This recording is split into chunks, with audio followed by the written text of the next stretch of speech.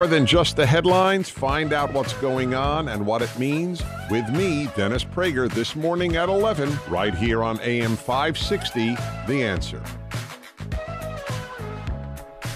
Trevin Bosley was one of the speakers at that March for Gun Confiscation in D.C. Over the weekend.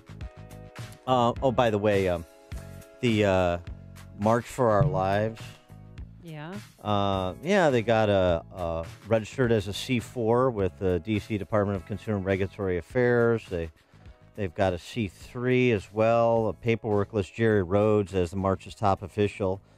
She is a lobbyist who is formerly the chief financial officer of Greenpeace. Oh, really? Yeah. So what does that mean? So that they formed a charity to have this March for Life? No. Because I know here's what it means. all these actors gave Yeah. hundreds of thousands of dollars. The left loves to demagogue, quote-unquote, dark money groups, the Koch brothers, Americans for Prosperity, and others, accept those dark money groups of their fellow travelers. And that's when the C3, which is a nonprofit, or C4, which is policy advocacy but doesn't have to disclose donors, they're demagoguing those on the right all the time. But when they form to advance the left, nary a mention is made.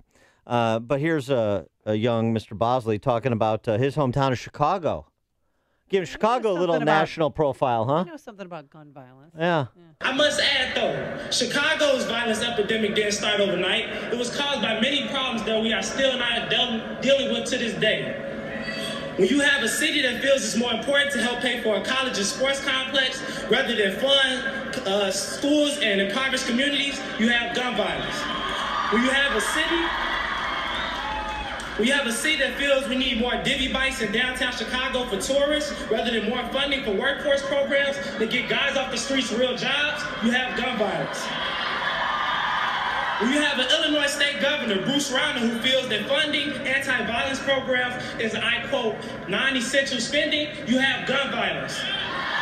Yeah. I must add. So that's Wow. some nice national profile for Chicago and Illinois. I can only assume that'll even provide more enhancement of our bid for HQ2, right? Because that's what Ronner and Rahm are betting on. We're going to hit a grand slam, just like Jesse Jackson and Henry Hyde of a bygone era waiting for the Piatone Airport to be built. But for more on our tilting at windmills, we're pleased to be joined by John Haber again. He is the founder and CEO of Spend Management Experts. Spend Management Experts. John, thanks so much for joining us. Appreciate it. Thanks for having me this morning. So Atlanta, Miami, Dallas, where's HQ2 going to go? If my top five, I've got Chicago, Atlanta, Dallas, the Washington, D.C. area. There's a couple sites in the Washington, D.C., Northern Virginia, Maryland area, and Boston. Well, who made the first round of cuts? I mean, I heard so much buzzing about Nashville that it was a done deal. Did Nashville make the first round of cuts? Yeah, they've knocked it down to the final 20 cities that are still eligible. Most of them are on the East Coast. You've only got a couple that are west of the Mississippi, so it's. Dallas is obviously not on the East Coast. You got Dallas and Austin and Denver, but most in LA. But most of the cities on the West Coast have been eliminated. So Chicago's in your top five because Jeff Bezos is swept up in Loyola hype, or he's fallen in love with this plucky Ramblers team, and so he's putting Chicago in the top five to make us feel better, or what? Well, Chicago's offering them a lot of money, a couple $1 billion, which is interesting when in listening to the comments from the gentleman on the radio clip that you paid, because they're offering a couple $1 billion, but that's to bring jobs to Chicago. So they're investing in trying to get Amazon there. I know that Amazon was recently in town looking at 3 of the sites in Chicago that have been proposed. What are those 3 sites? I can't remember off the top of my head. I don't have the notes in front of me, but I know that there were 3 sites specifically. out of, I believe, at least 10 sites that were submitted in the Chicago area. Huh. And then also they were looking at the old McDonald's headquarters too. Yep. That would be... Looking there. But what other? If we're offering billions, I mean, what other shady city politicians and other towns are offering cash incentives? And almost all of them. You Really? know, I don't think Boston's not offering a lot, but I know that Atlanta's offering financial rewards. Supposedly, the Newark, New York area bid is worth over $7 billion. That's what the estimates are for that area, and that's significantly more money than any other city. And Chicago hired Captain James Tiberius Kirk to voice a promo video because Bezos is a Star Trek geek. That help put us over the top, you think? I'm not sure. I know there's a website that's been set up called Chicago is All In to help drive social media and things, pushing to get Amazon's attention and bring them to Chicago. Oh, is that a hashtag? Chicago's All In. It's actually a website. Oh my gosh! What's the time horizon on Amazon's decision? It's still a ways out. You know, they've narrowed it down to, you know, the final 20. They're touring around, looking at a lot of sites, negotiating with cities.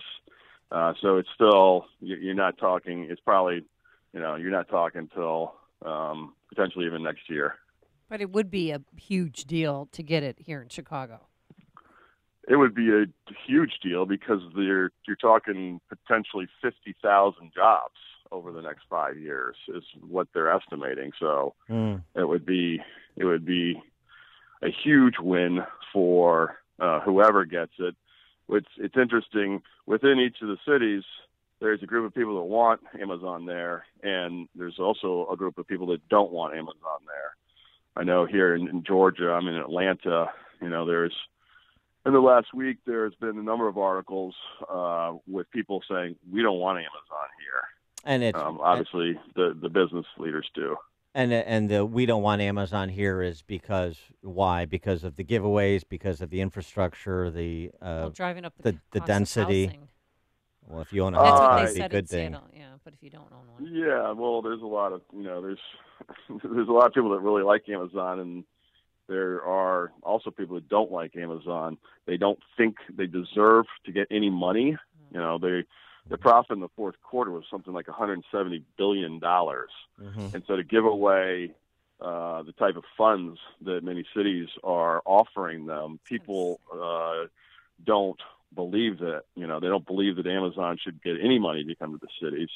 The Koch brothers, who I heard you mentioned earlier, they put out commercials basically saying that Amazon doesn't deserve to get any money for any of these cities, and trying to stir up public opinion against Amazon getting these types of subsidies. Yeah. Yeah, well, I good mean, for there's that rent-seeking That is that, people too. opposed to rent-seeking behavior, and well, you know, some businesses get these giveaways, and other businesses don't, and the government decides. I can see how that rankles some people. It rankles me. What's the what does this come down to? I mean, just again, I know we've talked about this before, but just frame it for people in terms of what you think the mind's eye of Bezos and his team is in terms of making this determination.